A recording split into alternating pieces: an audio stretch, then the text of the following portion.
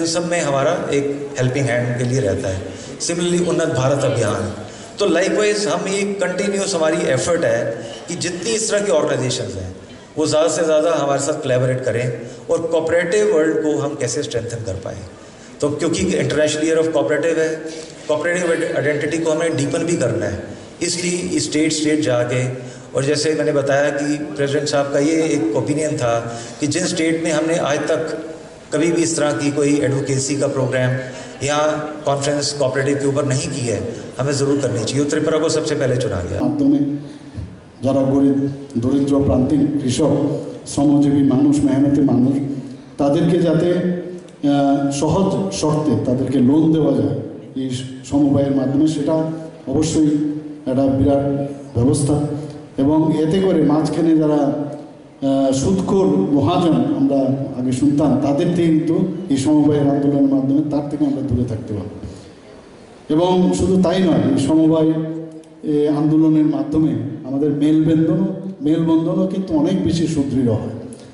আজকে এখানে কোনো বিষয়ে যখন আলোচনা হবে, যখন গ্রামে গঞ্জে একজনের সাথে কথা বলবে, তাতে করে তাদের যে অটুট মেলবন্ধন, তাদের মধ্যে যে আত্মিক রিলেশন, সেটাও কিন্তু অনেক, আমার মনে হয় যেটা অনেক বেশি সমৃদ্ধ হবে। জাতি ধর্ম বর্ণ নির্বিশেষে স্বচ্ছতা বজায় রেখে সমবায় ব্যবস্থা প্রতিষ্ঠা করাই মানে এখন মাননীয় প্রধানমন্ত্রী যে চাইছেন, সেটাই এই সমবায়ের যে আন্দোলন তার মূল লক্ষ্য। আপনারা সবাই জানেন হয়তোবা 1949 সালে কাঞ্চনপুরে প্রথম, এখানে কাঞ্চনপুর মহকুমায় প্রথম স্বস্তি সমবায় সমিতি গঠন করা হয়।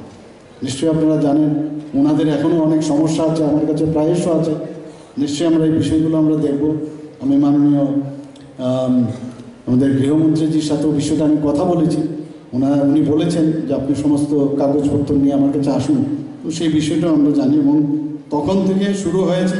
আর এখন পর্যন্ত বর্তমান রাজ্যে মোট 4305টি বিভিন্ন যে পেশাভিত্তিক সমবায় সমিতি রয়েছে রাজ্যে।